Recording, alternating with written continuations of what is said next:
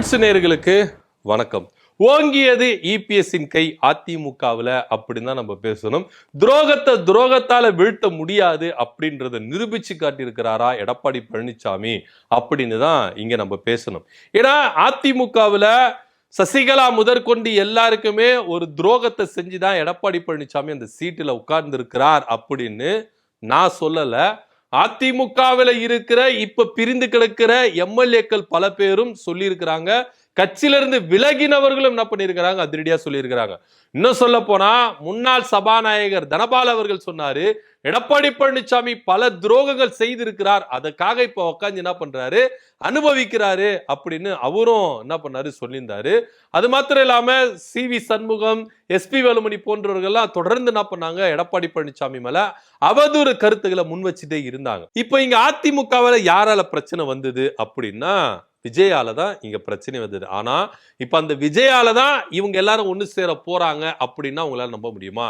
தாவேகாவுக்கு ஆதரவு கொடுக்க கூடாது அப்படின்னு எடப்பாடி பழனிசாமி அதிரடியா உத்தரவு போட்டு இருந்தாலும் நீங்க என்னங்க சொல்றது, நாங்க செய்வோங்க, ஆதரவு கொடுப்போங்க அப்படின்னு கிட்டத்தட்ட 25 எம்எல்ஏக்கள் விஜய்க்கு ஆதரவு கொடுத்தாங்க. விஜய் பதவி கொடுப்பாரு அப்படின்னு நம்பி வந்தவங்களுக்கு பெரிய ஆப்பு வச்சாரு விஜய். உங்களை போய் நம்பி வந்து நாங்க எடப்பாடி பழனிசாமி பகிச்சுக்கிட்டோமே, வேண்டவே வேண்டாம் அப்படின்னு தூக்கி போட்டு திரும்பவும் எடப்பாடி பழனிசாமி பக்கம் இவங்க எல்லாத்துக்கும் தாவறதுக்கு ரெடியா இருந்தாங்க.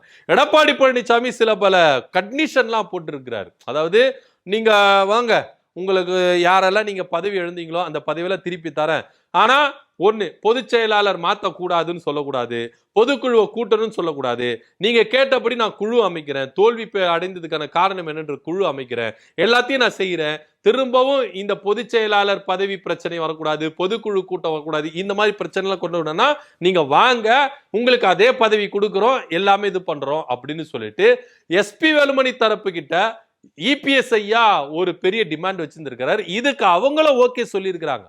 இப்ப என்ன சுவாரஸ்யமான விஷயம் அப்படின்னா, சி.வி. சண்முக தரப்பினர் எடப்பாடி பழனிசாமி மேல சட்டமன்றத்துக்குள்ள சட்டப்பேரவை தலைவர்கிட்ட ஏகப்பட்ட அலிகேஷன் கொடுத்தாங்க.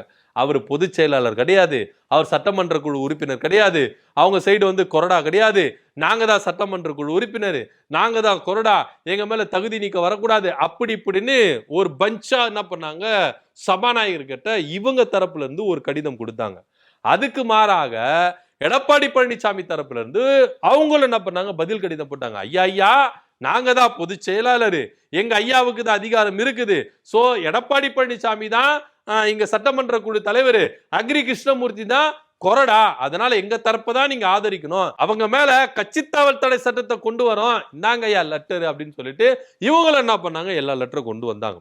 சோ இப்ப இவங்களுக்குள்ள ஒரு அக்ரிமெண்ட் வந்து ரொம்ப ஸ்மூத்தா போனதுனால இரண்டு தரப்பினரும் கொடுத்த கம்ப்ளைண்ட்டுகள் எல்லாரையும் வாபஸ் வாங்க வேண்டிய ஒரு சூழ்நிலைக்கு ரெண்டு பேரும் ஒப்புக்கொண்டதாக இப்போ இங்க அறிவிச்சிருக்கிறாங்க. அது மாத்திரம் இல்லாம அதிரடியா சி.வி. சண்முக தரப்பினர் இங்க சேர போறாங்க அப்படின்னு சொன்ன உடனே ஆற்காடு தொகுதி எம்எல்ஏ சுகுமார் இருக்கிறார்ல, நீங்க என்னப்பா பேச்சுவார்த்தையிலேயே நீங்க இது மாதிரி காலத்தை ஓட்டுன்னு இருக்கீங்க, இதுக்கப்புறம் உங்களை நம்பினா வேலைக்கு ஆகாது, நான் கிளம்புற ஆளை விடுங்கடா சாமி அப்படின்னு எடப்பாடி பழனிசாமியை வந்து என்ன பண்ணிருக்காரு, சந்திச்சிருக்கிறாரு சுகுமார் அவர்கள்.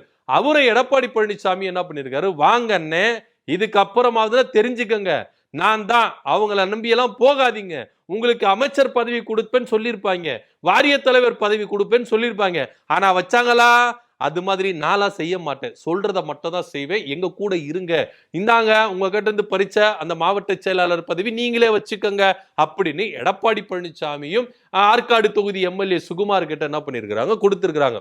இப்போ அந்த சைடுல இருந்து ஆளா இவர் வந்துட்டாரு, அடுத்தடுத்து என்ன பண்றாங்க, வந்துட்டே இருக்காங்க. அதுக்குள்ளாக நம்ம போயிட்டா நமக்கு கிடைச்ச பதவி வந்துடும், நம்ம ஸ்டாண்டர்டா நிற்கலாம் அப்படின்னு சொல்லிட்டு தான் எஸ்.பி. வேலுமணி தரப்பினர் என்ன பண்றாங்க, இங்க வந்துகிட்டே இருக்கிறாங்க. கூடிய விரைவில் எஸ்.பி. வேலுமணி அணியினர் எடப்பாடி பழனிசாமியை சந்திச்சு ஆற தவிழ போறாங்க அப்படின்ற ஒரு சுட செய்தி தான் இப்ப நம்மளுக்கு கிடைச்சிருக்குது அப்படின்னு. சோ எப்படி இருந்தாலும் துரோகத்துல வீழ்த்திடலாம், எடப்பாடி பழனிசாமி துரோகம் செஞ்சாரு, அதே துரோகத்தை அவருக்கு செஞ்சு நம்ம என்ன பண்ணலாம், கட்சி ஆக்குபேட் பண்ணிடலாம் அப்படின்னு இந்த டீம் நினைச்சது. ஆனா முடியாதுன்னு இங்கே உக்காந்து இருக்கிறது யாரு நினைச்சிருக்கீங்க, எடப்பாடி பழனிசாமி, 10 தோல்வி பழனிசாமி, துரோகத்தின் பழனிசாமி அப்படின்னு பெருமை பாராட்டிக்கிறாங்க இந்த பக்கம் அப்படின்னு தான் பார்க்கணும். ஏன்னா எத்தனை சசிகலா அவர்களுக்கே எந்த அளவுக்கு இவர் வச்சிருக்கிறாரு, டிடிவி தினகரனுக்கு வச்சாரு, ஓபிஎஸ்க்கு வச்சாரு. நீங்களா ஜுஜோபிப்பா அப்படின்ற ரேஞ்சுக்கு எடப்பாடி பழனிசாமி தரப்பினர் இப்போ கொக்கரிக்கிறாங்க. வந்தீங்களா, வழிக்கு வந்தீங்களா? இதுக்குதான் சொல்றது பெரியவங்க பேச்சை கேட்கணும்னு. ஆசை காட்டி மோசம் பண்ணிட்டாங்களே, இப்ப நீங்க யாருக்கிட்ட வரீங்க, யாருக்கிட்ட தஞ்சம் தேடி வரீங்க? எங்க ஐயா கிட்ட தானே வரீங்க, வாங்க. எங்க ஐயா உங்களை மாதிரி எல்லாம் கிடையாது. எங்க ஐயா என்ன பண்ணுவாரு, அப்படியே துரோகம் செஞ்சுட்டு போனவங்க எல்லாருமே தாய் உள்ளத்தோட ஏத்துக்கொள்வார். நீங்க வாங்க, உங்களுக்கு எந்தெந்த பதவி யாராருக்கு பறிச்சோமோ அந்தந்த பதவியை கொடுத்துடுறோம் அப்படின்னு எடப்பாடி பழனிசாமி கிட்ட இருந்து கிரீன் சிக்னல் போனதுனால அப்பாடா தப்பிச்சண்டா, நமக்கு பதவிகள் வருது, கட்சிக்குள்ள நம்ம இருப்போம், அதனால நம்ம போய் ஐக்கியமாயிருவோம் அப்படின்னு எஸ்பி வேலுமணி டீம் என்ன பண்ணிட்டாங்க, ரெடி ஆயிட்டாங்க. ஆனா இப்பவும் சிவி சண்முகம் முரண்டு பிடிக்கிறாராம். ஏன்னா எடப்பாடி பழனிசாமி சிவி சண்முகம் உள்ள வந்தா இதுக்கு முன்னாடியே ஒரு ஸ்தானத்துல இருந்திருப்பார்ல, அந்த ஸ்தானம் அவருக்கு கிடைக்காது. சோ அதையும் தெல்ல தெளிவா நான் சொல்லிடுறேனே, அதுக்கப்புறம் பின்னாடி எங்க மேல கோச்சிக்காதீங்க அப்படின்னு எடப்பாடி பழனிசாமி எஸ்பி வேலுமணி டீம் கிட்ட ரொம்ப உறுதிப்பட சொன்னதாகவும் ஒரு தகவல். சோ எதுவானாலும் இருக்கட்டுங்க, எங்களுக்கு பதவி கிடைக்குதா, கட்சி இருக்குதா, அது போதனே, நாங்க வந்துடுறனே அப்படின்னு சொல்லிட்டு இரண்டு தரப்பினரும் சமாதான பேச்சுவார்த்தை நடந்துருச்சு. கூடிய விரைவில் இது பொதுவெளிக்கு வரும் அப்படின்னு ரெண்டு தரப்பினரும் சொல்றாங்க. இதனிடையில சட்டமன்றத்துல சட்டப்பேரவை தலைவர்கிட்ட எடப்பாடி பழனிசாமி கொடுத்த எல்லா வழக்குகளும் எல்லா அந்த கம்ப்ளைண்ட் காப்பியும் வாபஸ் பெற போறதாகவும், எஸ்பி வேலுமணி தரப்பில இருந்து கொடுக்கப்பட்ட எல்லா கடிதங்களும் அவங்க என்ன பண்றாங்களா, வாபஸ் பண்றாங்க. இதனிடையில ஆளுநரை சந்திச்சு ரகசியமா ஒரு கடிதம் கொடுத்திருக்கிறாரு எடப்பாடி பழனிசாமி, கட்சி தாவல் தடை சட்டத்தை கொண்டு வாங்க அப்படின்னு. சோ அது எல்லாத்தையும் வாபஸ் பெற போறதா இங்க அதிரடியா என்ன பண்ணிருக்காங்க, அனௌன்ஸ்மெண்ட் பண்ணிருக்காங்க. கூடிய விரைவில் இந்த இணைப்பு விழா நடக்கும். இத கோலாகலமா கொண்டாடுறதுக்கு எடப்பாடி பழனிசாமி டீம் ரெடி ஆயிட்டாங்களாம். இதுக்கப்புறம் எடப்பாடி பழனிசாமி அதிமுகவில் அடிச்சுக்கிறதுக்கு ஆளே கிடையாதுப்பா. அவர் ஆட்டவும் முடியாது, அசைக்கவும் முடியாது, அந்த மாதிரி ஒரு இடத்துல இருக்கிறாரு அப்படின்றது ரொம்ப வெட்ட வெளிச்சமா தெரிஞ்சது. அவருடைய கை ஓங்கி இருக்குது. இதுக்கப்புறம் எடப்பாடி பழனிசாமி கை இறங்குறதுக்கு வாய்ப்பே கிடையாது அப்படின்னு சொல்லப்படும். ஏன்னா பெரும்பாலான மூத்த நிர்வாகிகள், இரண்டாம் கட்ட தலைவர்கள் எல்லாருமே எடப்பாடி பழனிசாமிக்கு எதிராகவே எழும்புனாங்க.